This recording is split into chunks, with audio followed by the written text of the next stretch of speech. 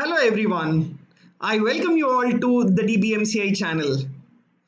So I am myself Dr. Rajesh Gubba. I am the general medicine educator and a cardiologist. So in this session, I'll be discussing the clinical ECG 3. So before going ahead with the session, let me just inform you that I'll be taking a live session on the ECG in which I'll be discussing the detailed discussion of ECG, that is all the way from ECG basics to the advanced level of the ECG. And that particular session will be on 29th of January on the eGurukul app, and it will be a live session. And the timings of the session will be from 9 a.m. to 9 p.m. And trust me, after the entire session, you will become completely thorough on the ECG, how to analyze and how to diagnose the ECG.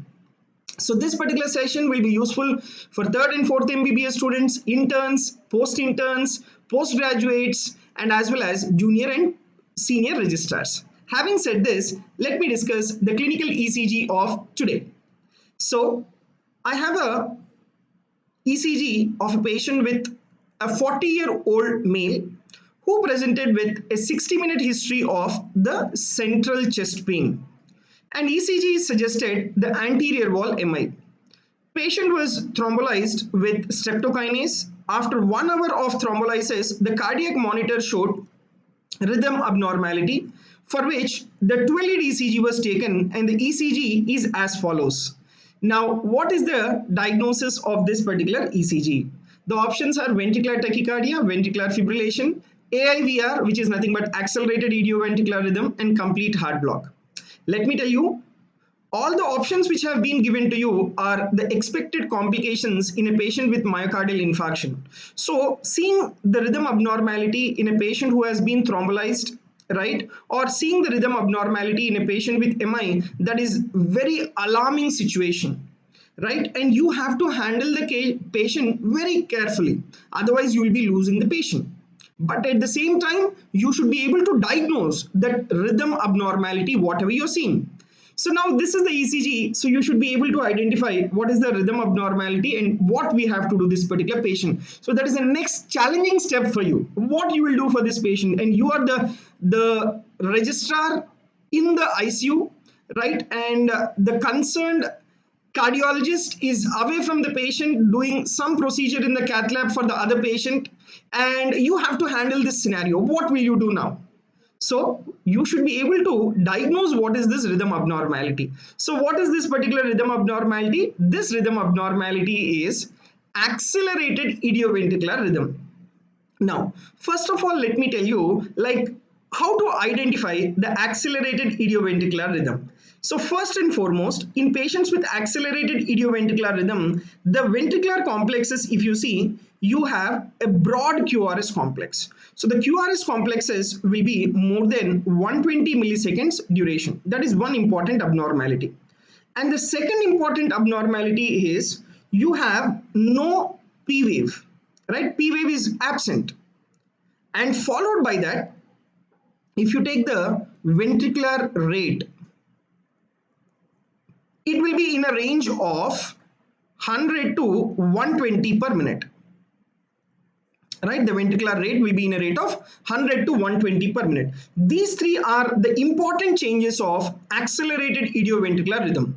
Now, why does this occur, and in which patients does this AIVR occurs, and what we need to do this patient? Let me tell you. See, this particular AIVR, it is a characteristic feature of the myocardial reperfusion. So this rhythm in the ECG, we call it as the reperfusion arrhythmia or reperfusion rhythm. That means the vessel which has been blocked, once it is opened, there is perfusion which is regained to the dead myocardium. So that particular dead myocardium which has regained the perfusion will start throwing some abnormal impulses, and that will make the individual to have this particular AIVR, which is nothing but accelerated idioventricular rhythm. So why is that there is no P wave in this patient? Because the origin of the impulse is from the ventricle. So that is the reason why you don't have a P wave. So when there is ventricular rhythm, you will be having only QRS complex. And why there is wide QRS complex? Because the origin of the impulse is not from the SA node. The origin of the impulse is from the ventricle, where you have a slow conduction of velocity. And that is the reason why the QRS duration is more than 120 milliseconds. Having said this, now, what are the conditions where you will have this AIVR? AIVR you will have immediately after myocardial reperfusion. See, our patient had an anterior wall MI. He was thrombolyzed with the streptokinase, and immediately after 1 hour, you are having this particular rhythm, which is nothing but accelerated idioventricular rhythm. Now, what about the other options? See, you take the other options like ventricular tachycardia. The rate will be in a range of 200 to 300. Ventricular fibrillation, the rate will be in a range of 300 to 400. And patient with complete heart block, they will have bradycardia.